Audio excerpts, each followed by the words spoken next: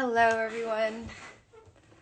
Welcome, welcome. Come on in. Come on in. Hello. Hi, everybody. I'm just like trying to wave at everyone. I'm in California right now. Hi. Just waiting for Amy to come on live. We're going to be talking about a plethora of topics today. Sabrine, hello, honey.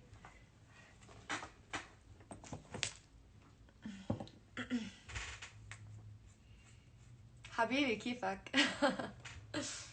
Love you, Habibti. Welcome, welcome, everyone.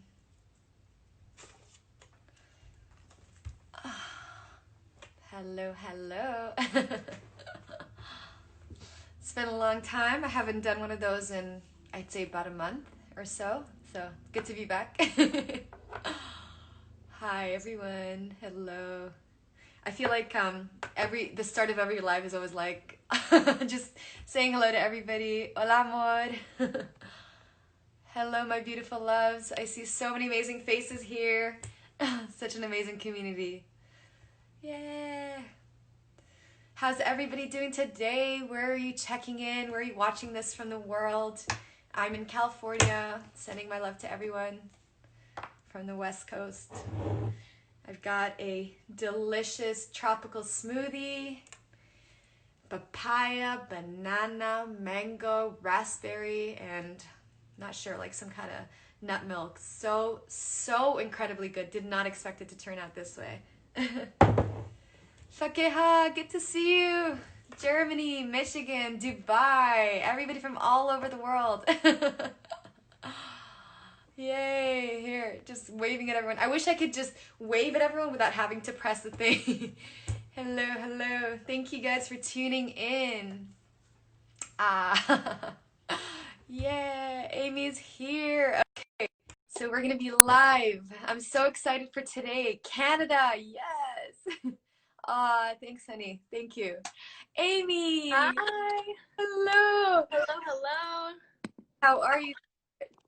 I'm so good. How are you doing today, my love? Great. I'm great. I was just asking everybody where they are from around the world, and we've got people from Cairo, Dubai, Germany. It's amazing. I love connecting with people on this amazing platform, truly. Yeah, it truly is. It's such a great way to connect. And it's funny, since all of this drama has happened, I found that some of my closest friends are now on Instagram and they exist in the computer. But it's just so wonderful to connect this way. I know. And we're just so blessed.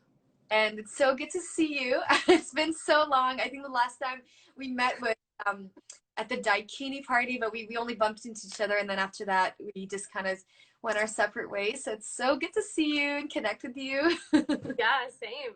I'm so excited to dive into some topics today. I'm so excited. I just want to say I love everything that you've been posting. It truly takes a lot of guts to post these kind of things and potentially face backlash, because as you know, a lot of things that we that we vibe with or kind of go against the mainstream narrative. So it's really refreshing to see women like you that are authentic, that are fierce and brave. It's just so great. Oh, thank you so much, Renim. Like, same props right back at you. I'm always loving the things that you're creating, and you've inspired me so much to use herbs more often and just start to look around me for remedies, and that's what you do. So, yeah, right Medicine. back at you, love. So Amy, why don't you go ahead and introduce yourself? Okay, so hello everyone. My name is Amy Rose Rewilding, and I'm a holistic lifestyle coach and a yoga and movement teacher. And I guess you could say my whole story has just been learning how to heal my own health issues, which has been just such a long journey, and has really made me into the powerhouse of knowledge and researcher that I am today. So yeah, it's been a long journey, and now I'm just so thankful to be in a place in my life where I'm experiencing the best health that I've ever had, the best vitality. I feel like I did when I was in my 20s, and I'm 35. So it's just so wonderful to kind of be at this place in my life right now, and to be able to share with everyone about how I got here. That's amazing. I know, and you've overcome a lot of health challenges. Some of them include acne, right? I remember you had at least really deep cystic acne, was it? And look Yeah, out, like it's amazing. really.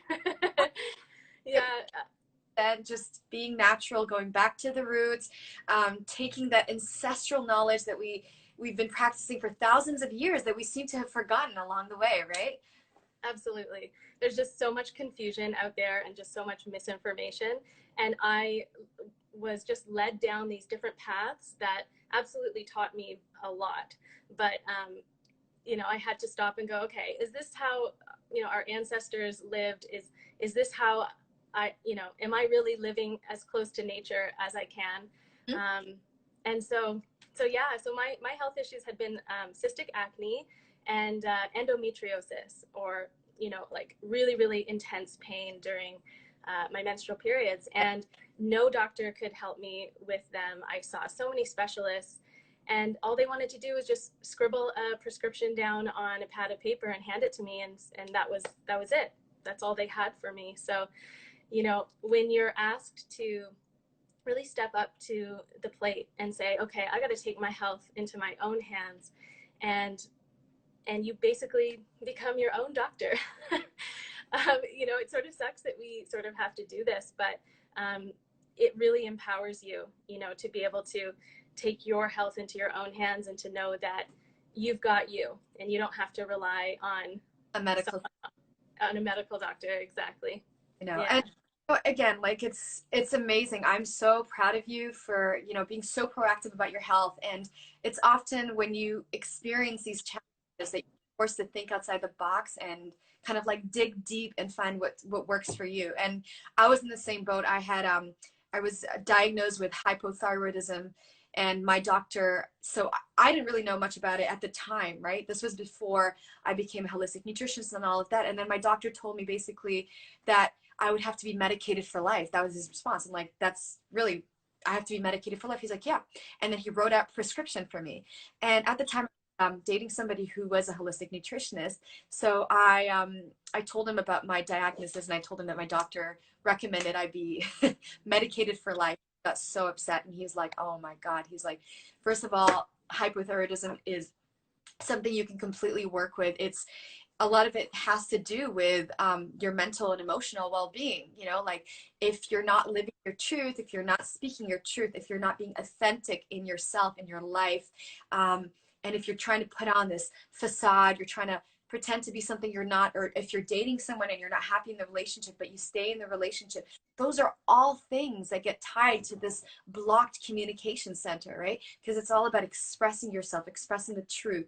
And so when I understood that, I'm not even joking. And then of course I started taking Seek Help, and I started, focusing more on iodine rich foods and understanding how T4 converts to T3 and all of that stuff, right?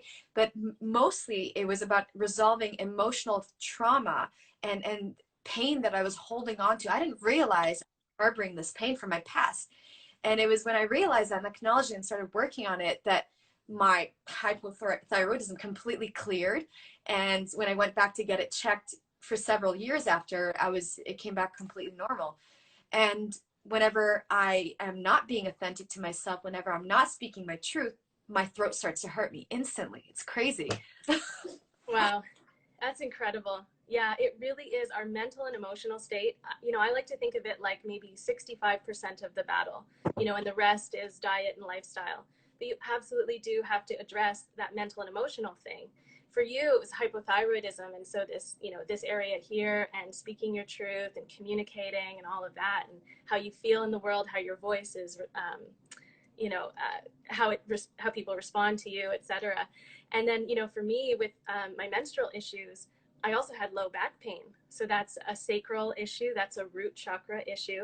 And one of my biggest lessons in this life, which I'm still learning, is to trust life, and to trust that mostly it's been around money and around my ability to make enough money for myself, for the life that I want, to have a partner that also can, we can build the life together. And that was always like forefront in my life, just like wanting those things so badly. And then not realizing that in order to have those things, to have abundance, to have a wonderful partner that really is compatible with you, that you yourself have to be in alignment with what you're doing in life. And that really just boils down to just being yourself, you know, and not holding back and not thinking that you have to be like everybody else. And just that permission of accepting yourself just the way you are can be, wow, like so healing. Just all over your body, chills, you know? So true, especially in today's society. You have social media that are showing you all of these beautiful women and beautiful lifestyles, and people who are traveling to Bali and taking pictures in the mountains and all of that.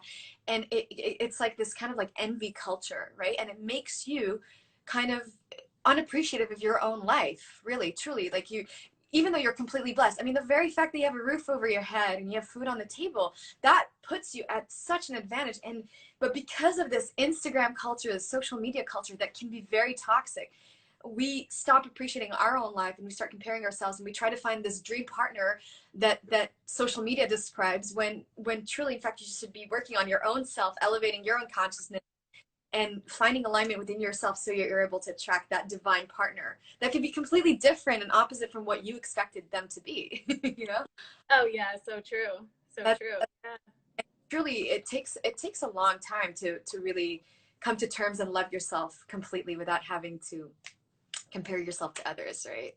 Yeah, yeah, totally. For me, it happened more in my 30s. I think, you know, when you're in your 20s, you're still kind of figuring things out and you're comparing yourself to other people a lot, too much, you know.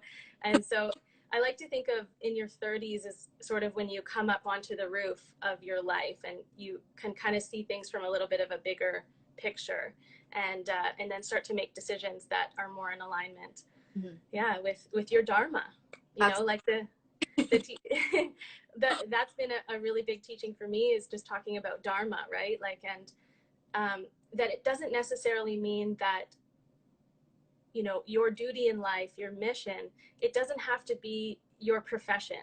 And if your profession is not really in alignment with exactly that mission, you can also carry out that mission in other ways in your life, you know, outside of work, influencing the people around you in your circle of influence. And it doesn't have to be this like huge, big mission thing. It's just about embodying your essence, what it means to be Ranim, what it means to be Amy Rose, and to just release all of the self-inflicted Limitations and yes, yeah. exactly, yeah.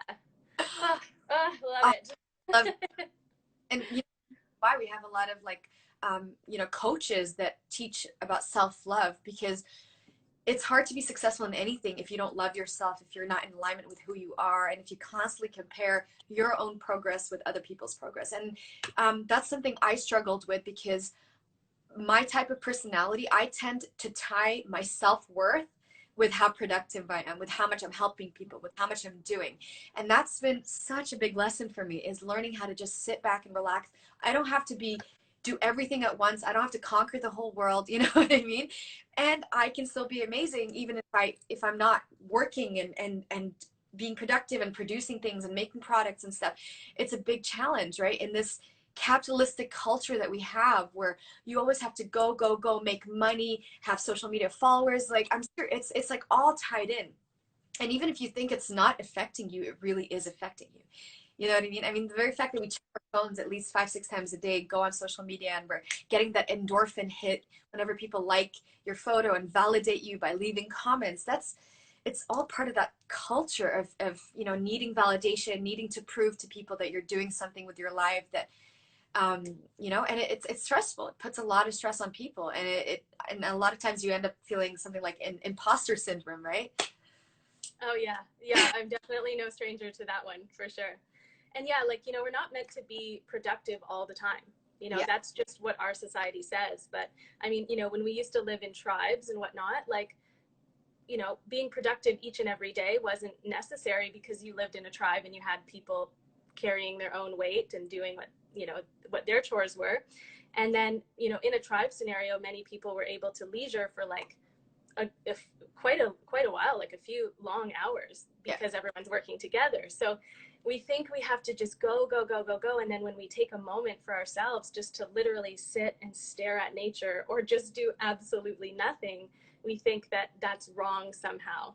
And so just so much healing in that shift of thinking, yeah. I saw this meme and it was like something like give yourself permission to rest. And for people that are like me, who are hardworking, super like, again, they tie their self-esteem with how much they're working. It's really important. It was a really important reminder to just sit back and rest and do it without feeling guilty about resting. Something as simple as resting makes me feel bad, Yeah, like how warped we've gotten, in our society, So I think that's why it's so important to have these conversations to remind everyone, like, hey, you're enough. Yeah. And you're allowed to take a break. Yeah, exactly. It's kind of some impossible standards that we've been trying to live up to, but let it go. And hey, you know what? Things are changing, right? Everything is changing now. And now we're at this point in history where we have an opportunity to really reshape things and build things back up in a way that supports humanity instead of enslaves humanity and works us to the bone. So exactly. Time to break out of that matrix. And I remember a lot of people, when I was going to school, I was working on my business and I was working full time at a 9-to-5 job. I was working on my business and I was going to school. And I remember people were telling me, like, Renee, this is not sustainable. You can't be doing all this stuff. You have to you have to drop something, to be able to give yourself 100% into whatever you're doing. And you know what, working 9 to 5 and making like barely anything is not a sustainable way to live. It's not, it really is not. And I hate that it's become like a primary driving factor for people. If you don't do that 9-to-5 life, you're not going to be able to pay for yourself. You're not going to be able to put food on your table. And the whole system was designed to keep us in this hamster wheel, running around all day until we're 65 years old, waiting for that moment until we retire. And by then we're so physically and energetically and emotionally depleted, we can't even go and have fun at that point, and the whole system has to change. If we were able to go back to kind of like that tribal model where we're all working interdependently as a community. One person is farming, one person is harvesting, one person is doing this, one person is out hunting, or whatever it is. Then we each have a role to play, and we kind of, you have your tasks and you're done for the day. And this whole 9-to-5 thing, most people finish their work in the first 2-3 hours of being in the office. So why the hell are we sitting for another 5-6 hours, wasting our time on our phones, waiting, counting for the moment that the day is going to end and waiting for the weekend to come? Right? We're living paycheck to paycheck. We're living weekend to weekend.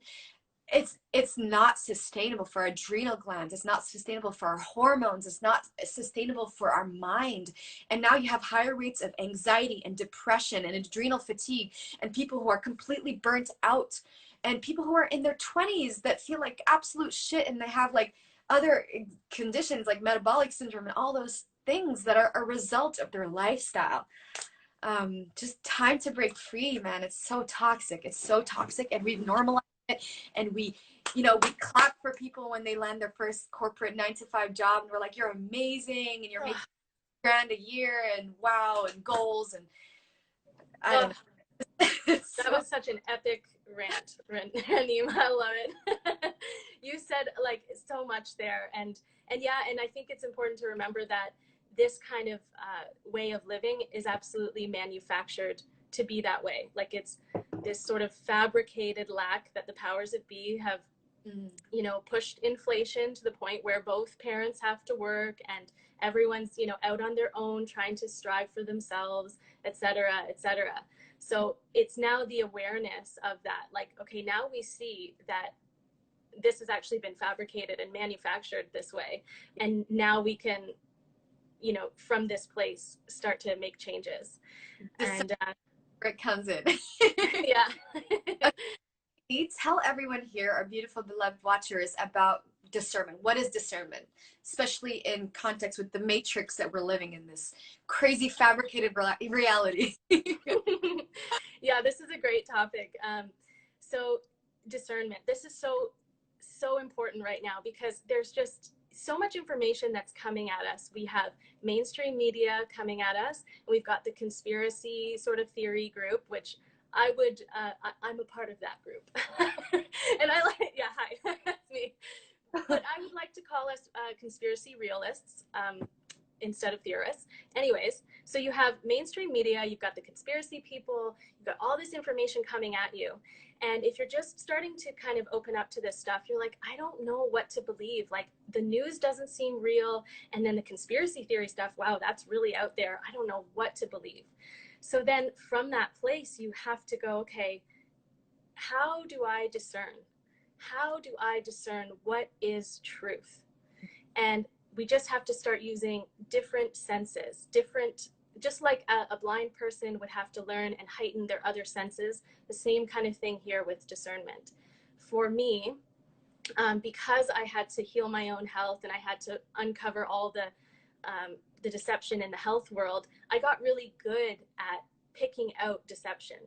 And that only happened after practice. Just like the 10,000 hours thing, you have to put in the practice in order to start honing this ability to tap into your own internal guidance system, which is not only your soul, but it's also that connection with the omnipresent one source, God, whatever you want to call it, where we've come from, our creator. And tapping into that, it has a feeling. It has a feeling to it. You can feel it. For me anyways, I feel it all over my body. I feel it like a tingling in each and every one of my cells. So when I take in information and I get a bit of information that feels true, it has to first appeal to my logic. So it does have to have some logical basis to it, and I have to feel it in my body. Mm-hmm. So for me, that is how I discern information that's coming towards me. I don't know about you, but when you watch the mainstream media and you watch these journalists and newscasters delivering information, after a while, you will start to notice that there's just something very false about it. And if you look and you take in more than just what they're saying, more than their words, you're taking in their tone of voice, you're taking in their body language, even if the person believes so very much what they're saying, after a while, you will start to detect what is false. Yeah. And then when you come across new information, again, use that internal guidance system. And it does take some time to hone that and to develop that. So, that's all I could really encourage the listeners to do, is to just really start to tap in and say, soul, is this information correct? Or God, is this information correct? And can I follow this? Can I take this in and allow this to influence my feelings and my beliefs about this reality?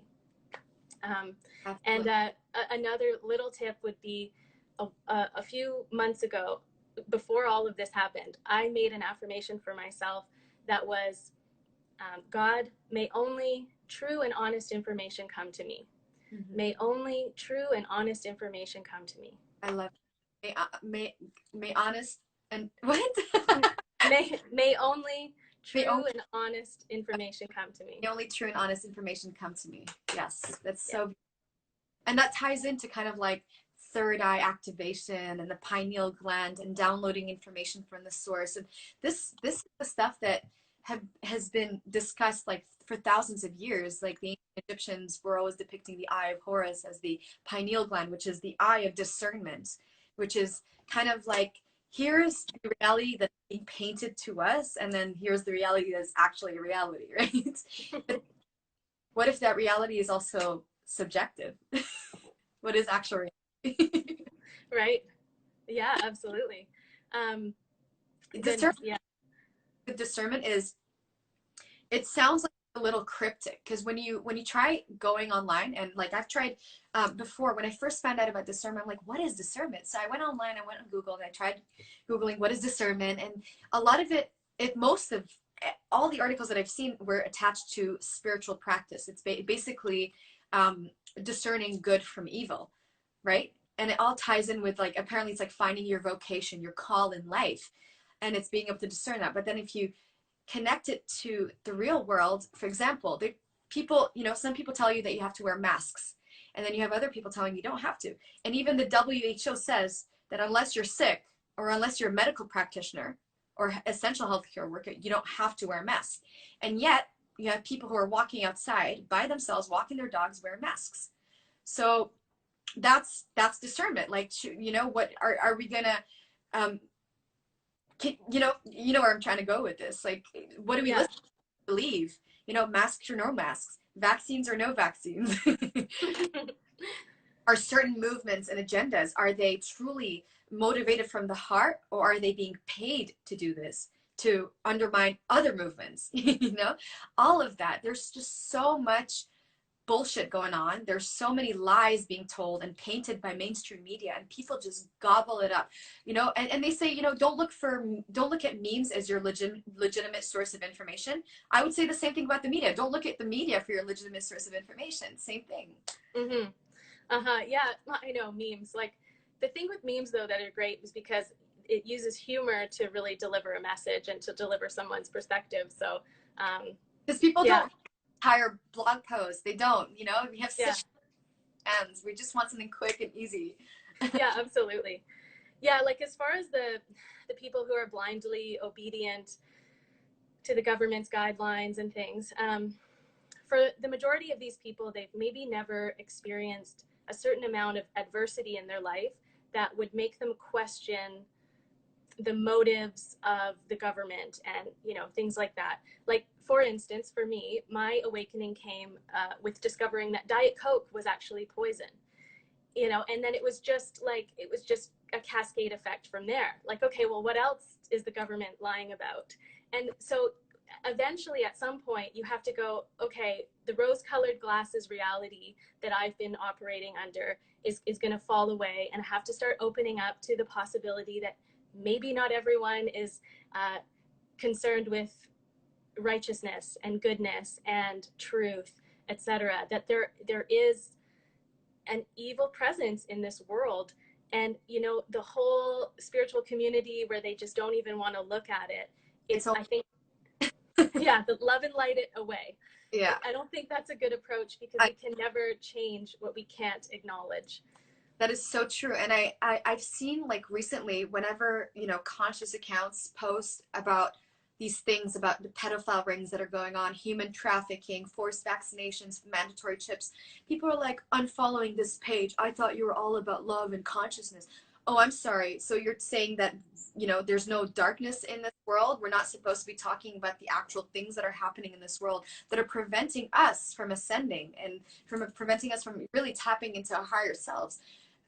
Like, when this whole COVID thing happened, when the lockdown happened, I went into this dark hole. I really did. I was scared. I was worried. I was worried about the future. I was worried about the present. I was worried about everything, and that's what it does, right? This whole fear programming, it really gets to you. And they do this on a mass level because they want us afraid. They want us obedient. They want us to just sit at home, do nothing, don't question anything, listen to what they're saying, okay? Because why question anything, right? You have to bring yourself out of it. You have to bring yourself out of this rut. Yes, there is some really dark, insidious shit going on, and we have to talk about it. We have to open up the discussion for this in order for us to allow light back, right? Yeah, absolutely. And I guess, like, the thing that you would want to avoid doing is moving into fear too much. Once you start to see some of the evil that has been going on for thousands of years, is to try your best to not move into a place of fear, and just celebrate that you're at the truth party finally, and that we are going into this together collectively, and that, maybe our souls knew that we were going to go into this, and that we incarnated in these bodies at this time, and we knew we were going into this, and that it was going to get a little wild and a little wacky. So it's truly an exciting time to be alive, because these structures that have been in place for way too long are they're coming down. Yeah. thing. I know you guys vibe with us. You know, you wouldn't be here otherwise. So. Somebody said, I ain't wearing no mask for no Tom, Dick, or Harry. That's true. Useful in case of censorship as well. Yeah, absolutely. Have you guys noticed, by the way, this new fact checking thing? So if you post anything about the Democratic Party or anything like exposing the shadow government, there's like this fact check thing that tells you it's incorrect. Who is monitoring this? Who is endorsing this? Who's fact checking this? You know, it's so creepy. Get the fuck here. Whenever I post something about COVID and I don't even have to use the words COVID, Instagram instantly sends me a message saying, since you posted about COVID, here's a link to the CDC guidelines. I'm like, I don't give a toot about your fucking guidelines. Yeah. Yeah, just the censorship alone should tell you that that's the information that you should probably, you know, be looking at. Yeah. The fact checkers, seriously, I want some answers. Why are you coming here all up in my business telling me that, you know, my facts are incorrect? You know, I don't give like, what are you, some kind of authority? Like, sorry, not in my world. Bill Gates think he's the authority on health and vaccine mandations. Yeah. And this reminds me, you know, something else that they do in order to confuse are something called smoke screens. Hmm? So where they'll throw in like extra information into the pile to confuse people purposely. So things like the virus came from a wet market and from a bat, or like the virus was engineered in Canada and then it went on a plane and then it was like exposed and blah, blah, blah. And, you know, like, I'm not saying these are true or false. I don't know 100%. Well, that's a side tangent. Let's not go into that. Suspicion that, again, we don't know. We really, really, truly at the core of it don't know. Yeah, you know? Exactly. And so, yeah. So just like watch out for these smoke screens, these like extra information, right? So for Trump is necessary. No, you see, that's what they want you to think. That's what they want you to think. They want you to think that, again, there's this whole thing that I realized about Trump that I never knew when I was living in Canada. When I was living in Canada, I was so like, the US government is this and this and this. And then like coming and living here and being here and asking actual Americans what they think about their own country and the government, it changes your mind. It opens up your perspective. You know, so there's a lot of propaganda about everything. And that's where, again, discernment comes in. Like, what do you believe? One thing I always say, though, is don't be embarrassed or shy or scared to unlearn something. Let's say that your whole life you've gone thinking that cow milk is good, for example, good for you, okay? And then you find out it's not, and then you find out it is, and then so don't, like, it's okay to mind, right? And there's nothing wrong with changing your mind. It's called growth. It's called learning. It's called being presented with new information and being adaptable. It's the people who never change, who are super stubborn and super, you know, dogmatic and like, this is it and this is my truth and there's no truth but my absolute truth. Those are the dangerous people, because those are the people who refuse to acknowledge any new information that they're being presented with, right? You have to be malleable. And again, like one day I might say that, you know, this is great, and then tomorrow I might come back and say it's not. Don't hold me like prisoner to that. It's just because I got presented with new information and I realized my old belief system might be incorrect. And you are against Trump, but they don't know shit about politics. Fuck me, ha ha ha. Yes, it's true. What do you think about that, Amy? I mean, you're like that. I've seen you throughout the years. We've known each other for at least 4 years now. You've just shifted and ebbed and flowed, you know, and there's always new information that you're talking about. And like, you were a vegan once and you thought veganism was the heal all, you know, cure all diet. And then you realized that it wasn't working for you. Do you want to talk a little bit about that? Yeah, totally. Yeah, I definitely went down the vegan path for a long time. I was vegetarian for 3 years and then vegan for 2.5 years after that. And like I said, I had struggled with menstrual problems and acne for a long time. And I thought that since I had heard that veganism was the thing that cures cancer, that, well, it's going to cure my acne and it's going to cure my menstrual issues. Like, it's the healthiest diet, right? So it's going to cure me. So I got a hold of a few books and read them when I was quite impressionable. Yeah. And I'll just side note, just because someone writes a book does not mean they're an expert and that they know everything, because anyone can write a book. So you got to use discernment again. Anyways, so we went down the vegan path, and for the first few months, I felt great. I had eliminated a lot of processed food and was eating a much bigger variety of fruits and vegetables, and just trying new things. And I did feel really pretty good for about the first 5 or 6 months, and then things started to kind of come back. My acne actually started to come back, and my period cramps had gone up and down in severity. And I also noticed that my ability to manage my anxiety had really went way down. And so I was very reactive, and I was really just swayed by my emotions. Like I was on this roller coaster that I couldn't control. And near the end of my vegan days, I realized that the power that saturated fat from animal-based foods has on our mental and emotional state, and of course our hormones, which that is all connected.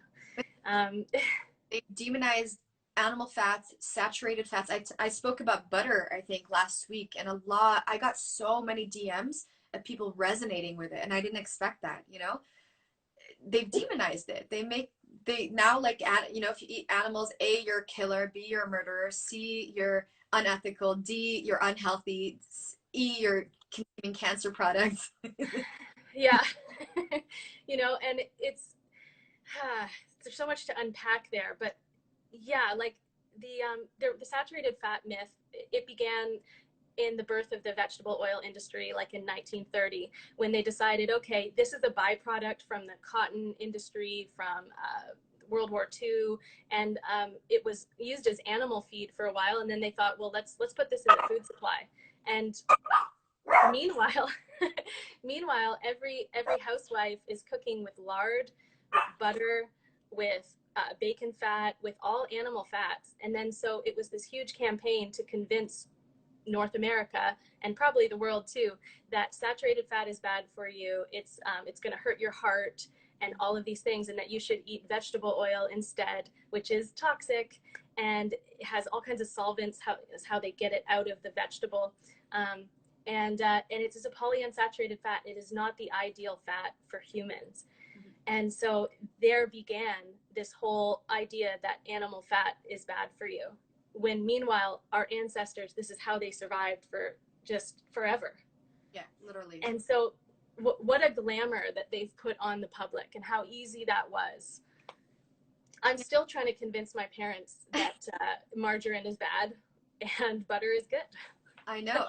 I completely agree with you. I only recently learned that, polyunsaturated fatty acids that come from things like sunflower seeds and oils and vegetables and canola and all that stuff is not good for you, and that it actually can lead to oxidative stress and damage in the body, and it can prematurely age you. And if you go out in the sun, I'm thinking right now, like, what happened to me last year in Nicaragua when I got extreme 2nd-degree burns all over my, like, upper body. I remember. I eating a lot of, polyunsaturated fatty acids. Was I, and at the time I wasn't consuming animal foods, no butter, none of that stuff. You know what I mean? And something happened and my skin erupted. My skin literally just, it betrayed me in a way, or I betrayed it through my practices, right? I don't know. Yeah, that is very interesting. There's definitely a link between polyunsaturated fats and sun exposure, and the age pigment, the ceroid pigment, the age liver spots that you see on older people. That literally is that fat that's come to the surface and oxidized. And if there's some on the surface of your skin, you know that there's thousands more underneath your skin and all over your organs, etc. Yeah. And it has this really terrible effect on your metabolism. It slows your metabolism down. Okay. And it kind of like chokes your cells, your mitochondria, on the cellular level so that they can't create ATP. So then you have things like hypothyroidism happening, where your metabolism is slowing down, and you're trying to do the modern life with like this energy level that you just can't get beyond it. Mhm. So yeah, the saturated fat thing, I don't know if we jump into that, but I'll just say this.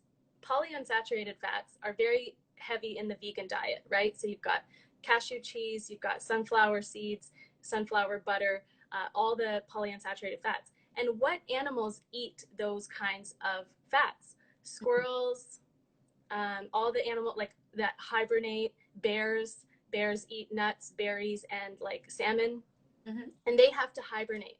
And they do that before they hibernate so that their metabolism slows down so they can survive the winter with no food. Interesting. Really? Yeah, I didn't yeah, and know that at all. That is amazing. Can you say that again for everybody? Listen to this. sure, yeah. So the animals that hibernate, the squirrels, the bears, that polyunsaturated fat has the effect that it will slow down their metabolism and allow them to survive the winter on the body fat that they have. Because if they have a high metabolism, they're going to burn through that body fat really quick and they're not going to survive the winter. So it slows down their metabolism so that they can survive and get to spring. Wow. And food is information. Yeah. Like food is information, right? So if you're eating sunflower butter, all of these seeds, nuts, and seeds, Yeah. you're telling your body that there's not that there's kind of a famine, that around you in your environment there's not enough animals to kill and to eat, and that food is scarce. Mhm. So then that tells your body to slow down your metabolism because everything's about survival. Your body doesn't care if you look lean and fit. It cares that you have fat on your body. So Okay. it'll slow down your metabolism. Wow, And yeah, that's it's amazing. Okay, you know what? mind. Do another live where we talk specifically about metabolism, PUFAs, and like how lifestyle and diet affects your kind of like peak performance. I would love that. We absolutely have to do that. Say on this. That's amazing. And you know what? I don't know, Amy, have you ever watched this show Alone? Kind of like the survival shows. So it's amazing. It's called Alone, and it's basically 10 people that they put out in the wild. Nothing. They get to choose 10 survival items. They have to hunt, they have to fish, they have to build their own shelter.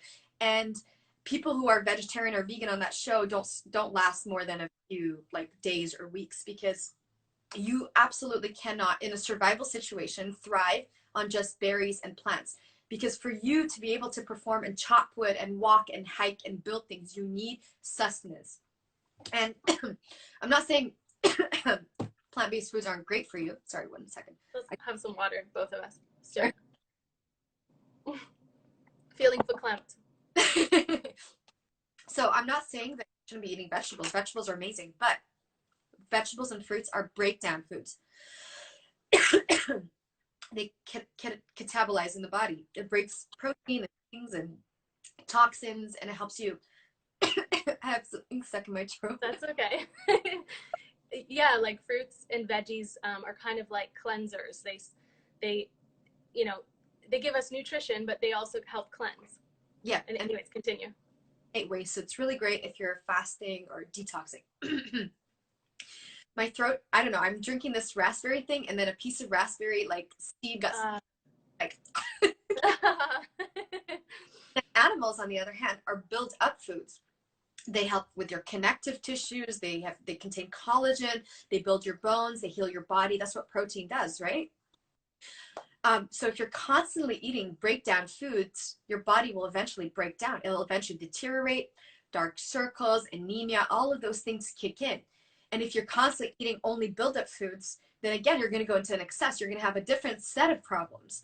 So for me, I find that the healthiest diet is to be in the middle, where you're eating breakdown foods and build-up foods. And this way, you're breaking down foods and you're building them up, and you kind of maintain that harmony. And our ancestors knew that, and they had a very diverse diet. They would eat a little bit of everything, whatever was available to them in that region, and they didn't have to stick to one doctrine that this one ultimate food source is the best, right? They knew that you need a little bit of everything was put here on earth for a reason. It has a purpose. It's all connected in the greater scheme of things, right?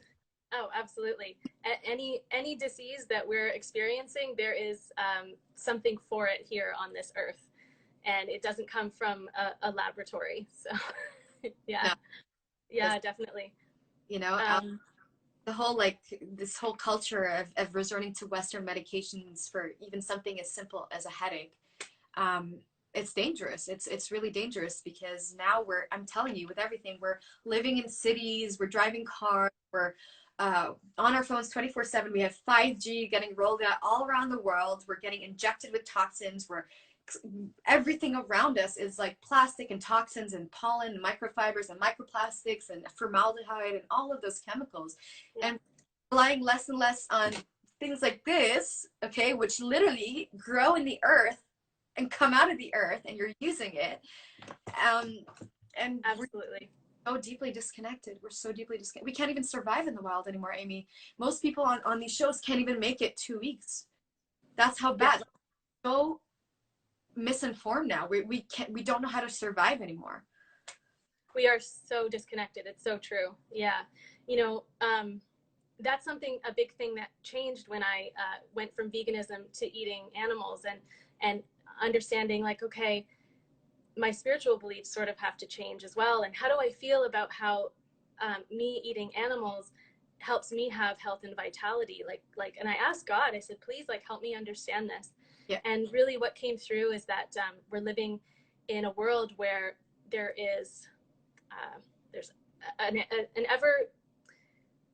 ever-present exchange of life eating life, and sacrifice and giving and taking, giving and taking, and just to be so very grateful and so present.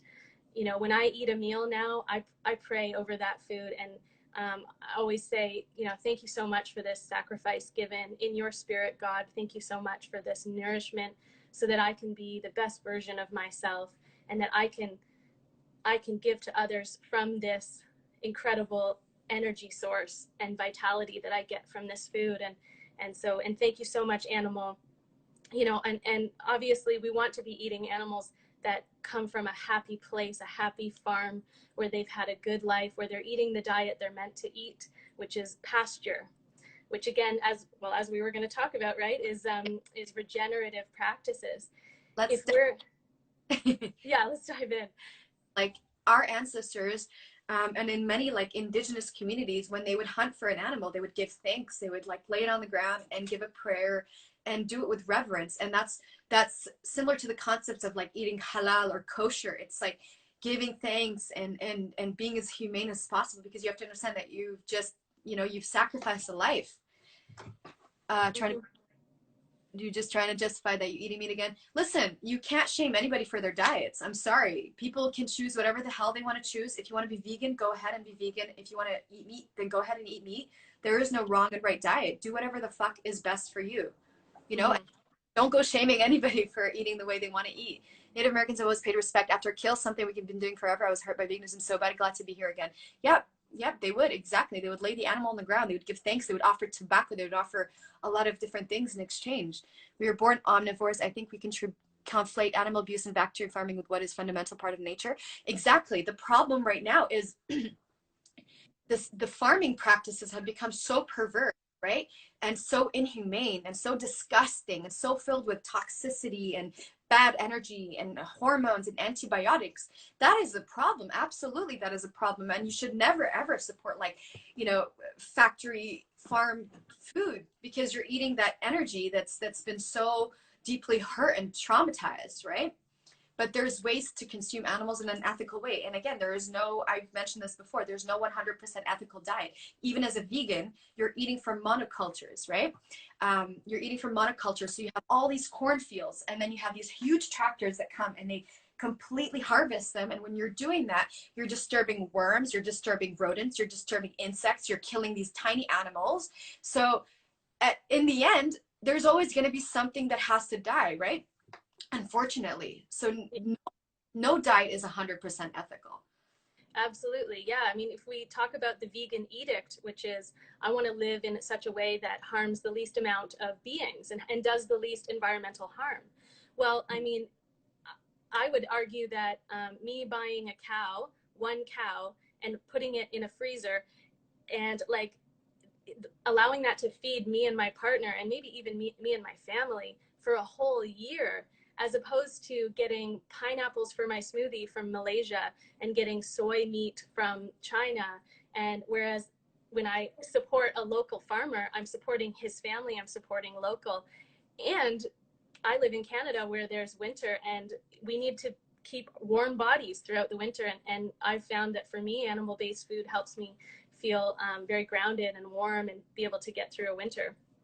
So there's just, yeah, and you said it, like conventional monocrop farming, the way that we've been doing it, it harms massive amounts of creatures. Like you said, from the earthworms in the soil to the insects, to the little rodents in the field, to the farmland birds, to aquatic life, because the rain will wash these chemicals off the farm and into rivers, lakes, and streams. And then you have like these hermaphroditic aquatic animals that have hormone, disrupting situations happening. And so it's this huge downstream effect from conventional farming. So if you're a vegan and you're not supporting a small farmer, a small biodynamic farmer, and you're just buying vegetables from the grocery store, then you are directly supporting that industry, conventional farming, which is extremely destructive.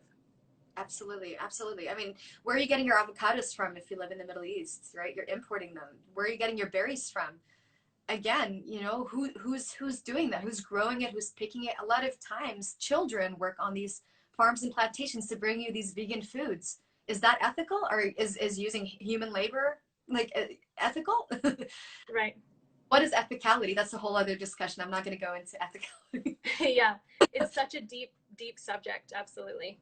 But let's talk a little bit about regenerative agriculture. For some reason, it's so hard to say regenerative. It doesn't come natural, like it doesn't roll out of my tongue. Yeah, absolutely. Well, so,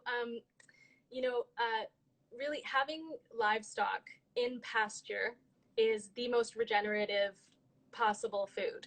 So instead of having a factory farmed animal eating grains, eating corn, eating things that is not their natural diet, that corn has to be grown, and it's usually genetically modified, and it's usually covered in pesticides.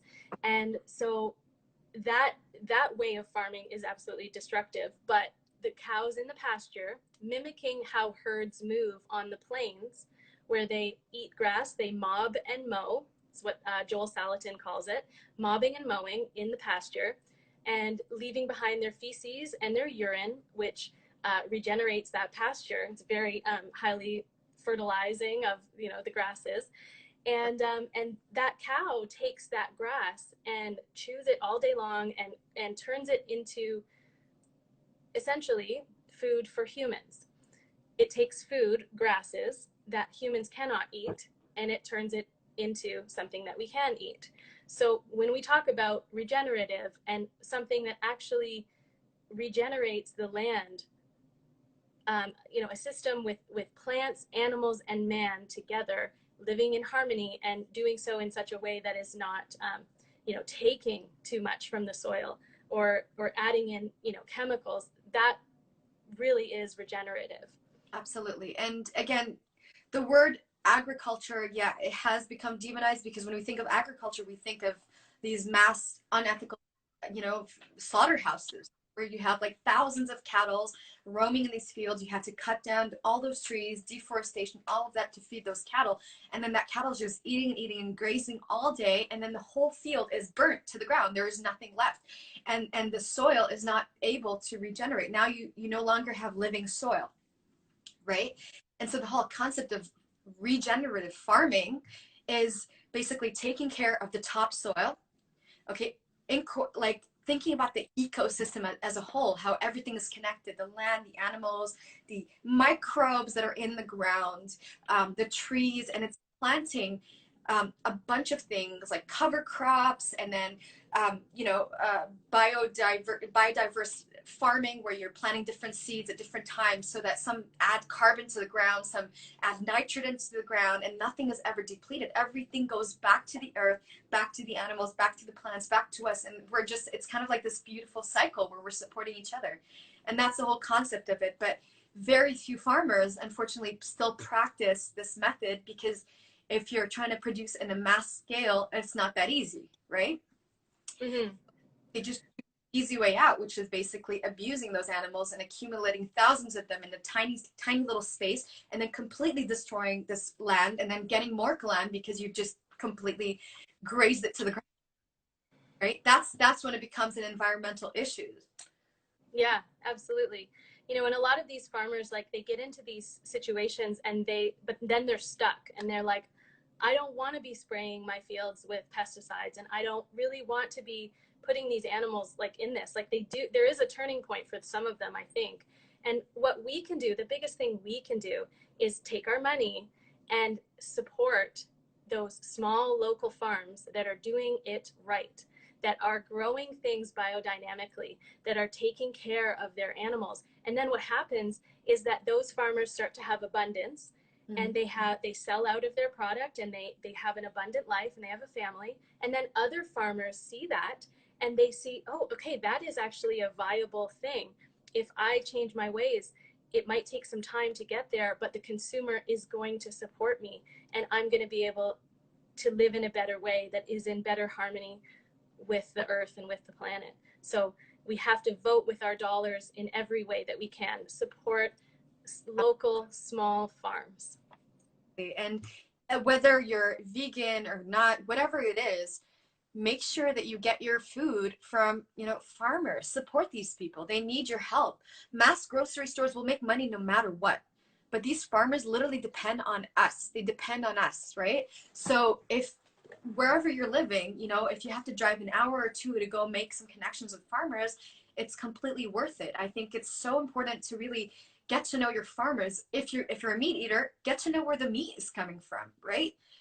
If you're a plant eater, then where are your vegetables growing? How are they growing? Just because you're eating vegetables doesn't mean you're not eating things that are loaded with NPK fertilizer and pesticides and all of that stuff. You're still consuming toxic things into your body. So make that liaison, really get to know your farmers, grow your own food. If you live somewhere that has a warmer climate or kind of like a mild climate all year round, you can grow some food, a little bit of here and there, and then trade it with your neighbors, just kind of like bring back these traditional ways of living and bring back that kind of that connection to the earth. By the way, we're going to cut in about like 2-3 minutes because you know how Instagram has a 1 hour thing. So do you want to resume it on my platform or your platform? What do you prefer?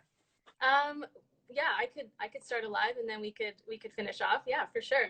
Okay, perfect. So everybody, we're going to be like, the live is going to naturally disconnect in 2 seconds. So I'm going to share it here so you can always rewatch it, and then make sure to head to Amy's in a few minutes.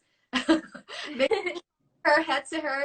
We're going to continue this conversation there. We're going to talk more about health and nutrition and regenerative farming. And then we're going to, introduce what we offer and how we can help. You guys are powerful people in parts of the world. Thank you so much. And thank you to everybody that's been watching. Amy, so you know what? I'm just going to hang up now. I'm going to post it on my story, and then you tune into our live, and then I'll send you a request. Okay, that sounds great. I'll see you soon. All right. Thank you, everyone. Head over to Amy's to continue this. Okay. Ciao. Bye. Bye. And to continue this amazing discussion. So where we last left off, we were talking about regenerative. I'm serious. It just doesn't roll out of my tongue. Yeah. That are sustainable for humanity on a larger scale. Yeah, absolutely. So where did we leave off? Yeah, well, initially, I mean, like, again, I just want to encourage people. Like, I know that Reneem, that you and I both spend an inordinate amount of time sourcing our food, right? I just know that about you. Like, for instance, this morning, I just took a trip to a local farm to get milk, and I literally pet the cow that it came from. That's great. And it's just so wonderful to be able to support these local people and be able to be that connected to my food, and to be able to just see the life that cow has, and to see that it is a good life. So yeah, so I would encourage people to put a little bit more time into sourcing your food.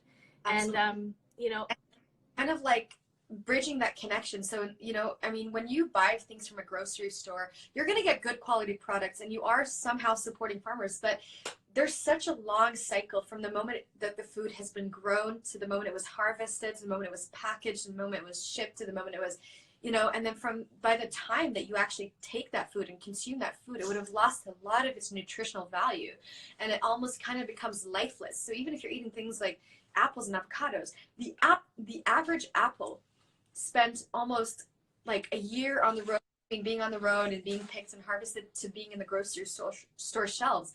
So when you're eating those apples, you're not really eating fresh apples. And that's why if it's in season and in fall time, you have those cute little farms where you can walk and pick your own apples, pick your own strawberries. I always recommend people to do it. And then you can always freeze a lot of the stuff that you pick. The best way to consume berries is to get fresh berries and then freeze them instantly. It's called flash freezing kind of thing. And that will preserve all of it'll prevent enzymatic breakdown of the food. And so you're eating this whole live berry. Yeah, absolutely. And, and as we talked about, it is all about the soil. If the soil is healthy and it has the proper balance of everything, then that food is going to be highly nutritious, and you're not going to need to use multivitamins and supplements and things like that. And, also including, animal-based foods too. Something that's interesting to note is that that the food that our grandparents ate was far more nutritious, had a higher nutritional profile than the food that we have today. Basically, a head of lettuce that our grandparents ate, in order for us to get the same amount of nutrition, we would have to eat 10 heads of lettuce. Exactly. It's just gone down, right? You'd have, I think there was a study conducted, I forget which university, but in like the 50s, and they found like a cup of spinach gave you a certain amount of iron and protein and all of that stuff. And now you have to eat 43 bowls of that same spinach in order to get that same dosage. That's crazy. Our suffering, and we wonder why, like, a lot of people think that if they go plant-based, that's the cure-all for everything, that here I'm going to get all my nutrients and magnesium and vitamins and this, and they don't realize that if you're supporting people that are that have a really long chain until it gets to your table, then you might as well be eating air. You know what I mean? Right. So one of the things that I do now, because I live in California now, that I wasn't able to do when I was in Toronto, is I made a connection with a local farmer here who grows his own food. So everything that's there in his stand has been grown. So it's all fresh. Everything has been hand-picked. It is absolutely phenomenal, and it makes all the difference in the taste, right? And the middleman 2020, and the middleman, like, go straight to the source. And this way you're giving the money directly to those farmers that need it.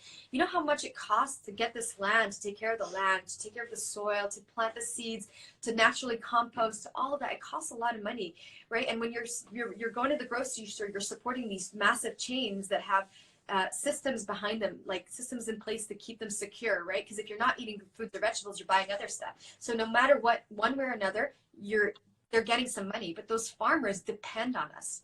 And right now with COVID, with businesses closing down, with hotels closing down, restaurants closing down, all of that, a lot of farmers have tons of food going to waste, rotting in the heat, rotting in the sun, dying out. And then people are complaining that there's a food shortage. I don't believe that there's a food shortage. I believe that's just part of the agenda that they're pushing to justify growing meat-grown labs and all that bullshit, like synthetic stuff. I believe that there's a problem with the distribution of food and the way that people are able to access that food. So instead of letting it go to waste, why don't you give it out for free? Why isn't there a system in place where you demand from restaurants and hotels and grocery stores, instead of throwing away their food and making it illegal to go dumpster diving for that food, why don't you give it up? Like, just distribute it, allow people to take it, so you're really not going to lose anything by letting people take that food instead of letting it go in the garbage, right? But again, it's control. They want to control everything. They want us to feel like we have to become dependent on them, instead of, reclaiming our own power and our own sovereignty. Exactly. Yeah, food sovereignty. And that's another reason why you want to support your local community farmers. And if there is going to be a food shortage, I don't know, it could be a manufactured food shortage as well. Like like a fabricated one. I don't know. We'll see. I mean, we have been, dealing with a lot of weather things, drought, just crops not growing, crappy soil, that sort of thing. All those things are going to play into potential food shortages, but it's also a possibility that it could be totally manufactured. So there's no better time to support your local area farmers. And, just like you said, like that farmer that is growing those highly nutritious vegetables and fruits, once you support them, then they realize that they can be supported and that their lives can be abundant. And like we said before, other farmers see that, and so that expands. So we just have so much power as a consumer. So you should really want to support the organic farmers because of the taste as well, and because it has higher nutrition. One of the problems we have is that like stress is way up, right? Stress is way up and toxins are way up. And also then nutrition in food is down. So we have to source out the best foods possible. And that's another reason why I'm a very big fan of beef liver and consuming highly nutritious organ meats. That's part of my protocol anyways, but I'm TBH. Like when you go to the supermarket and stuff, I wouldn't trust that source. no. I feel like you really have to connect with someone directly who is raising these animals and seeing what they're feeding them, how they're treating them, and all of those things, right? Yeah, absolutely. If you can visit the farm, how great is that to be able to see that? Oh, it's amazing. I mean, just spending on the farm, it makes you feel alive. I'm telling you, it's a dream. Yeah, and there's so much to say about this, Amy, but I feel like we definitely have a lot to discuss for our next live, right? Talking about metabolic health and more practices that you can even do for yourself to take back control over your life and reclaim that sovereignty that has been long stripped away from us. Yeah, absolutely. You said it. Brilliant. We just flow so well. I'm sure we're going to have a lot more just amazing conversations like this. So I'm definitely looking forward to that. Crazy. I'm like, and I low-key just messaging like, oh my God, spot on. You're so brave for posting this. So. First warrior, divine feminine. Love you, Ranim. So, I love you. Ranim, tell everyone where they can find you. Okay, everyone, my name is Ranim, as you can see. You can definitely follow me on my Instagram, Ranim_T. I post a lot of information too and snippets of my journey with health. I'm a holistic nutritionist and I make my own herbal medicine, as you can see from the back. I have beautiful products, salves and oils, tinctures, herbal blends, and it's all delicious, divine herbal magic. As you can see, it's just pure oils, pure herbs made with love, all artisan. So whatever it is that you're dealing with, just shoot me a message and I can work with you to bring you some solutions. Whether it's a one-on-one protocol or any one of my herbal products, definitely check out my website. And yeah, please let me know if you have any questions at all. I'm always happy to help and connect. And I'm just so grateful to know this amazing woman here, Amy, who is such a powerhouse, and who brings a lot of issues, whether light or dark, into the platform so we can discuss it and really break it down and dismantle these systems. Yeah, it really truly is about awareness and starting these conversations. And, not everyone is going to agree with what we have to say, but it's just important to start the conversations, anyways. Yeah. Definitely. Amazing. So Amy, wait, what about you? Where are we going to find you? Oh. So you can find me on my Instagram at AmyRose_rewilding. And as I said before, I'm a holistic lifestyle coach. I have studied with the Chek Institute, so a lot of Paul Chek's philosophy I put into my sessions. And I just recently opened up my schedule to a few more clients. So you can find my booking link in my bio under Calendly. So you can book with me if you have any questions, if you want to fine tune your health, or if you want to dive even deeper than that, we can chat about that too. That's beautiful. Thank you, Amy, so much. And for everyone that's here, head over to my Instagram. I've reposted our live, which was Absolutely amazing, jam-packed with information, pretty controversial too, which is great. So if you like that, head over to my Instagram, watch the IGTV, and give it a thumbs up and give us some love.